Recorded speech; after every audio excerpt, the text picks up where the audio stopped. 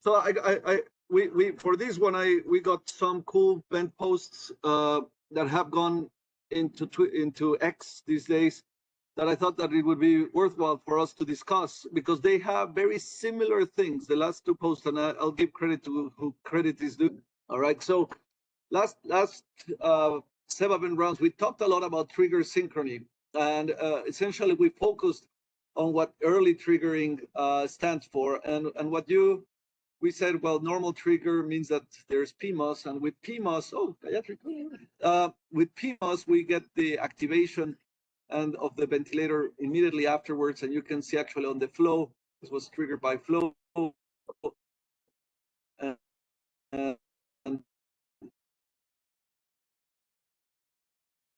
the presence of PMOS there, and then and in the early trigger, you see the classic pattern.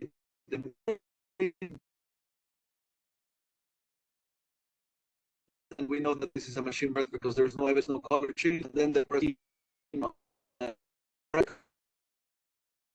nice, like very nice, right? Like that little and then so in recent days, the whole pieces that have been from our Ariel. I'll put this on. Let's start with tag, and I'll stop for a second for you to have ability to see it.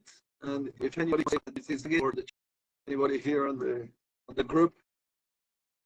So I have a definitely BC, and we know it's BC because the flow is a beautiful square, so it's continuous in this. So you're absolutely right.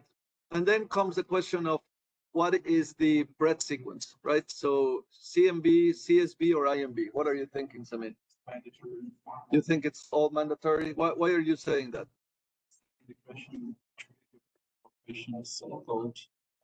So what about this one that it has a smaller one? What type of breath is this one, the second one? So there's two breaths, right?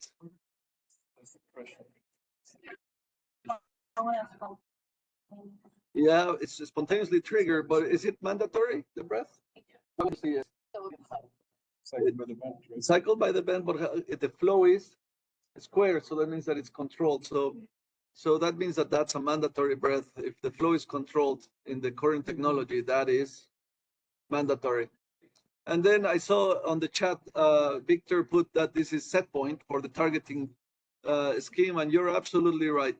This is one of the modes that has the operator has to control everything. So we control the rate, we control the tidal volume, we control the I time. All right. So now the second question is during inspiration, what is the load? Is it elastic, resistive, or PMOS?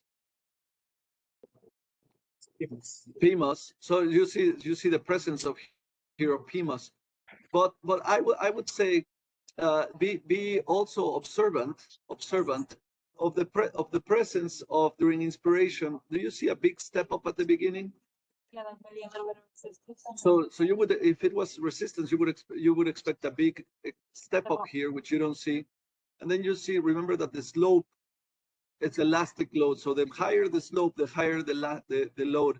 So even though there's a lot of PMOS here, that is telling you that perhaps this is elastic load. I cannot see it very well, but that's what I see. I see a very small step up and then a huge slope here. So I agree with you guys that this is mainly PMOS and perhaps a little bit of or elastic in nature. And then what about during expiration?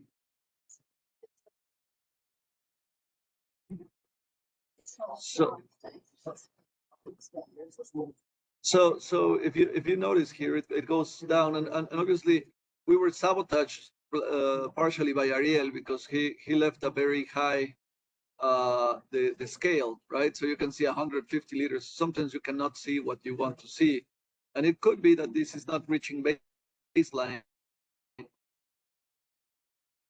here. And then here it's cut off. But it certainly is within 1 second or 1.5 seconds to get back to baseline. So that's close to being like. Roberto, what do you think? Yeah, that's all good. When we get to this cycle variable, I have a question for the group. Yeah, that's you have a excellent point. And now I see something that you put there. Adaptive flow could be added in this mode, but we know it's not, since with the effort is present, no extra flow is added. Yes. So thank you, Ariel. So Ariel is highlighting that whenever you are on this ventilator, which is a servo, you could have either true BCC MBS, or it could be BC IMB type 4DD, which is not the case because there's PMOS and there's no evidence of changing flow. So thank you for saying that, Ariel. So what about the trigger? So is it normal, early, late, false, or failed? What do you guys think? So is this a mandatory or a patient triggered breath? Mandatory. So it's triggered by the ventilator, right? And do you see PMOS afterwards? Yeah. So what's that pattern like? Huh? Early. Excellent. Excellent. So absolutely, this is an early trigger, which can be caused or called also a reverse trigger. Well, that's a specific phenomenon, but you're seeing it actually in each one of these breaths. So you're absolutely right. So early trigger. What about inspiration? So remember, when there is inspiration, when you find earlier, it's gonna cause a series of changes on your breath. But if you had to call this, you would call it as what?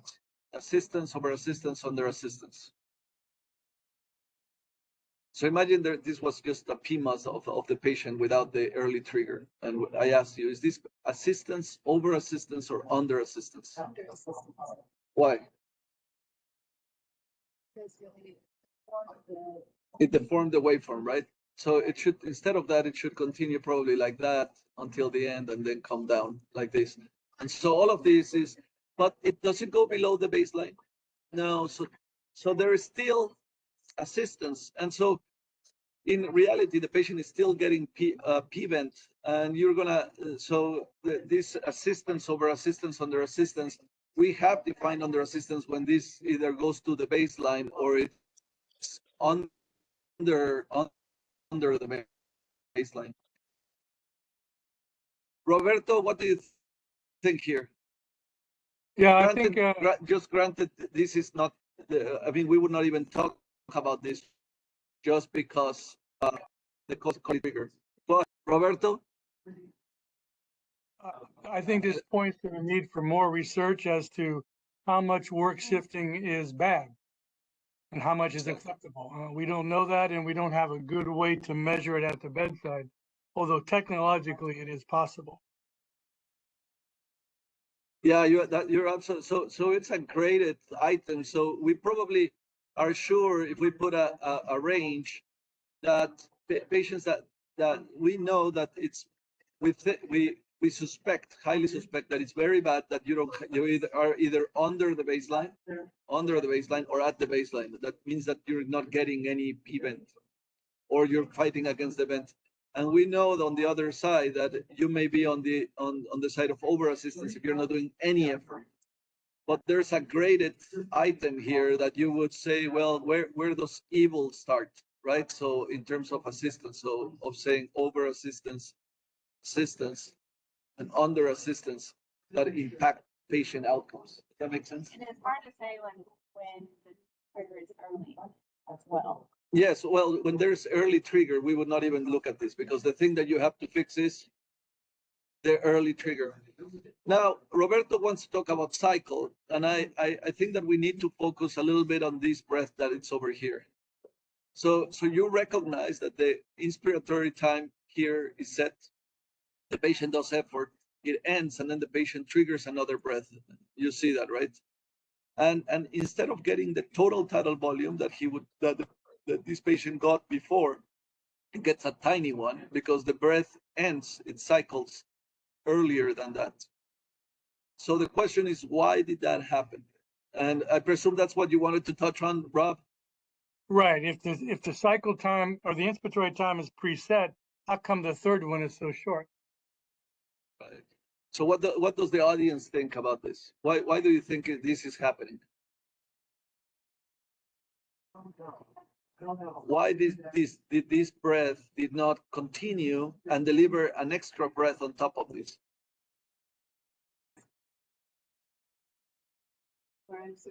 No?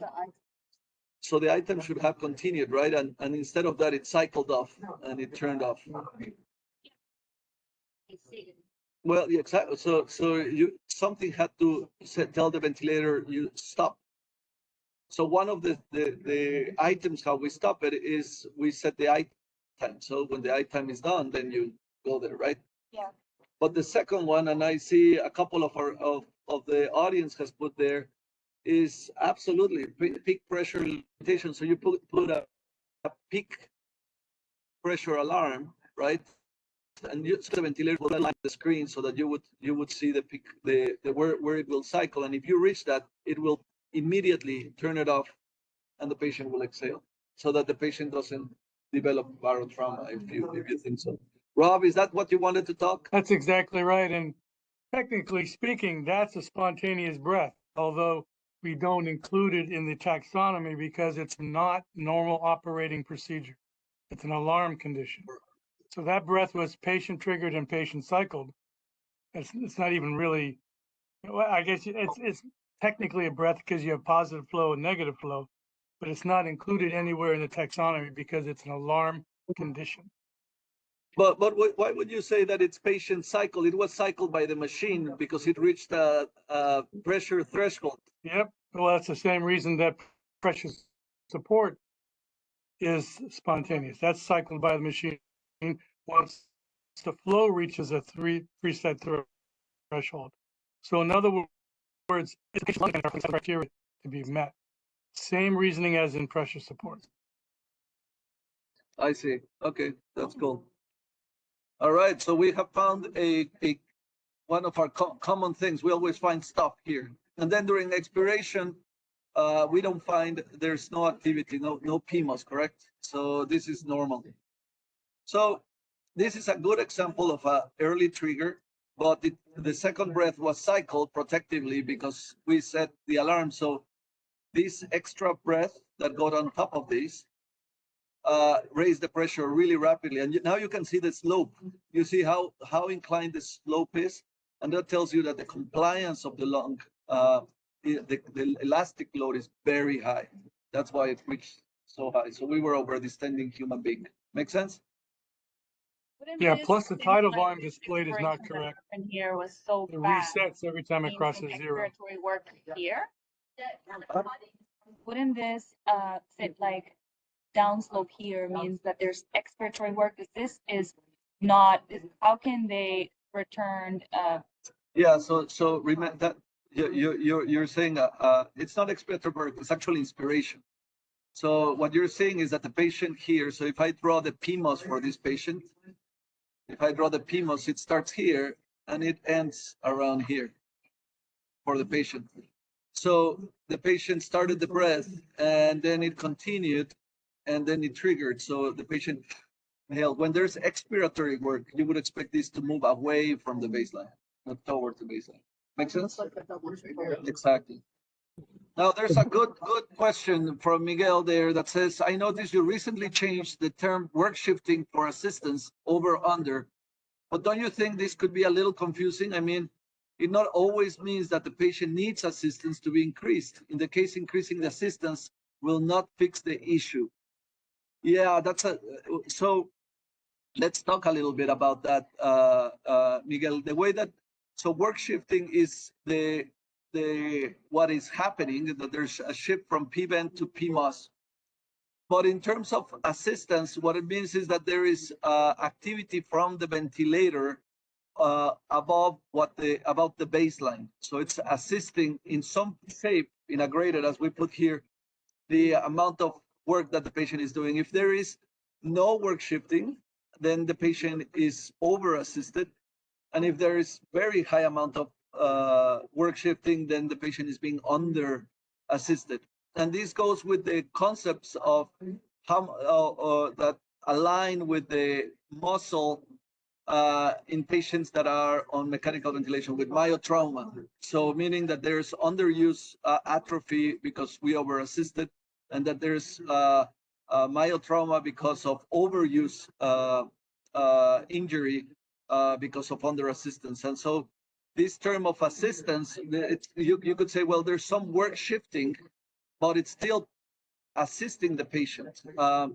But I think that that's a great statement. Rob put assistance is defined as Ben doing work, some of the work of breathing. And so it's just, it's helping, it's assisting, but that's where we went. Does that make sense, Miguel? And you can unmute yourself if this doesn't make sense, because this is important. That and you probably noticed the evolution that we kept moving these targets, but I think that I have finally settled for assistance over assistance under assistance as the manifestation, as a type of discordance, rather than extreme or severe work shifting or whatnot. There you go. So we will abandon the term work shifting, or no, we still have it. We still use it, but the work shifting is the measure that goes from 1% or 0 to 100%. So in which you don't have any activity from the PMOS to you have complete shifting, and everything is being done by the patient. Okay, thank you. Eduardo. Yes, Ariel. Can I say something? And Rob, please correct me. We have the first half of the breath. The vent provides 100% of the work of breathing. The last half of the vent, we don't know. We know that it's less than 100, more than 0. Yeah. We said that the load is P mask, but up to the first half, I think the load is purely elastic, because the little step that we usually see at the beginning of the breath, which is related to the airway resistance, is very small. So I would say that the first half, the load is purely elastic. Yeah. Am I wrong, Rob? Or That's correct, and I think Eduardo actually even mentioned that. Yes, Ariel, we are completely aligned with that. Thank you for highlighting it again. All righty, this one also appeared. Now, this is a little bit trickier. And this was from Ben Busters, which I know that they are on the line with us today. This one, let's start by the tag, because as I saw it, then I started thinking, what are we talking? And obviously this is in another language, some of the letters, but when you look at the tag, is it volume control or pressure control?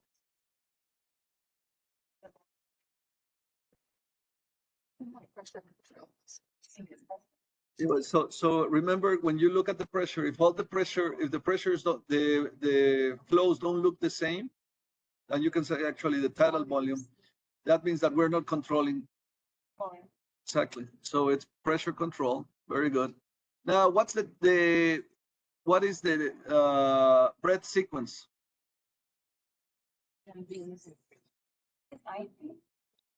Because so we have an IMB here. So let's start by this one. Is this a mandatory breath? This one is mandatory. This one is mandatory. This one is mandatory. What about this one here? Who triggered it? The machine. There you go, mandatory.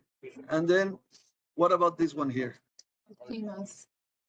So this is no, don't go there yet. It's the sequence. So you see it's triggered by the patient, yes? And what cycles it?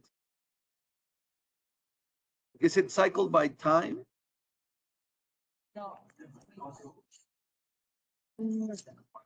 No, it's cycled by the patient. It seems like it's cycled by the patient in my eyes. That it was cycled by the flow. It reached the percent of the peak and it turned off around right there. So I think that in general, what I mean, it took me a while looking at this. That Ben Posters, the only person that knows the truth is down here. But if I see this, I would say that this is IMB, PC IMB. And I cannot tell the type of IMB. just by looking at this one. But I would presume, but I just because of this type of ventilator, that it's going to be a PCIMB type 1 and set point, send point. So that's what I would say. And Ben Buster is saying that it had also R, which means that they had 2 compensation active. Although as you can see, there's nothing, no marker on the screen that can tell us that. So that's what we have so far. Thank you, Ben Busters, for that. So now let's look at the load. What do you think the load is?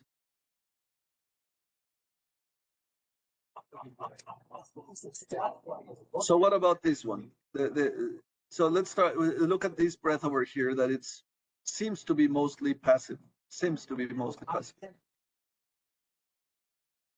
So you look at the flow, and the I time seems relatively short, although I think that each one of these lines is 3 seconds, the way that it settled. So this probably is less than a second in. So you can see that it doesn't get to baseline rapidly. But I also don't see I don't see the exponential decay. So that raises a little bit a concern that if this is PMOS, if there's actual PMOS there, and sometimes there's some hints that there may be PMOS there, you may see difference on the tidal volumes between one or the other. And that may tell you that something is changing in this patient. And usually resistance and compliance don't change that fast. So it could be that this patient is having a PMOS and that we're not seeing it there. And then you have this effort here that it's definitely, this is very, very clear, and you already recognize that this is an early trigger because it's not triggered with this. So this could be, without a doubt, I mean, I see, but when I see the end inspiratory flow here and the end inspiratory flow here, they seem to be different. So I'm going to say that there's probably some PMOS hidden in there. I don't know, Roberto, what do you think? I agree. Because the tidal volume changes. You see that too, right? Yeah, I see it. I agree with that. Yeah, so I think that this is going to be PMOS and it's just hidden in there. And then suddenly had a little bit more effort than in the other ones. But this looks, to my eyes right now, like if there may be the presence of PMOS. However, I appreciate what you're saying, that this may be also resistance, and that's what Ariel is saying, that if this is resistance, that this would take a while to get back to baseline. So that could be, but at this time I cannot see very well. So, and then in expiration, you can see that it reaches baseline, but it takes a while to get to baseline. Now, this ventilator, for whatever reason, doesn't have markers except this one, which is, I think, 3 seconds. And please correct me, Ben Busters, if I'm wrong, but I'm almost sure that this is 3 seconds of time, which would put him around, this patient around 1.5, 2 seconds of time. So I would say that it's likely that resistance is dominant load here. Yes. How do you know that this is not a volume control mode when you see that the mandatory, or ones that seem like the ones that are mandatory that have the exact same tidal volume? Because I agree, like obviously the waveform does look like pressure control, but I was thinking with these volumes, it looked to me like it was decelerating volume. Well, you expect the same waveform up here. So remember, the best item that you can see is the flow up here.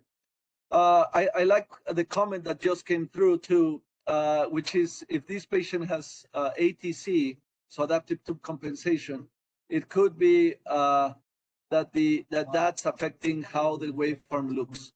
And so ATC, we don't know why would you add ATC on this circumstance. And actually, well, I mean, one thing that I'm going to say against ATC on this case is that I would expect the pressure then to go down unless that feature is not activated and just the inspiration. So you can activate ATC during inspiration and not during expiration, depending the ventilator you have. which makes it even worse. So, but if ATC is active, you could definitely see those differences. So, great point. Yeah, this is the GE vent, right? It is. And most ventilators that have ATC, when it's activated, you see a line added to the airway pressure that Yes. indicates the tracheal pressure. And I don't see that here. I can't remember if the GE does that or doesn't do it. I don't get it. I don't know either. And so, yeah, so Miguel says this vent doesn't do that. Thank you. So, in terms of PV discordance, the trigger. So, what do you guys think the trigger is? So, for this one, is machine, machine, machine. But then you have this sucker. You have machine followed by PMOS. That is a early trigger. Excellent. And then during inspiration, we don't see any. Well, there may be some PMOS, but we are not sure. So I cannot really say much. I would say that there's assistance. I don't know if there's over assistance or not. And then for cycle, do you see any PMOS during early inspiration? No, you don't see that. You don't see. So I would say this is normal. And then expiration, any PMOS? Okay. No PMOS. Excellent. Yeah, that little widgy. Yeah. Yes. Alrighty. So with this, what you now have is that this is a different breath sequence that looks very similar to the prior, right? You see that very short die time to deliver the tidal volume, but you see on this one, it's a completely different breath sequence, a different mode that led to the same ordeal. Rob, the other thing that I was gonna say, and this is something interesting because I had not seen this before, is that this ventilator compared to the other one, so see what happens on this one, it resets and it goes to 0. And this one actually adds the next breath, even though it's a double trigger, it did not reset, it put it on top of that one. It might be because the flow didn't actually go through 0. Oh, because it triggered before that. I see. The waveform won't reset until flow goes through 0. And I can't tell from the scaling, but it looks like it didn't go through 0. It just hit 0 and bounced off, you know? I don't know. Another sabotage cause. All righty. Very good. So here are the CCF caregiver codes, the CRC for the RTs. And there's a question from Miguel. The expiratory time did not lengthen after the spontaneous breath. This means it couldn't be type 2 IMB. Correct?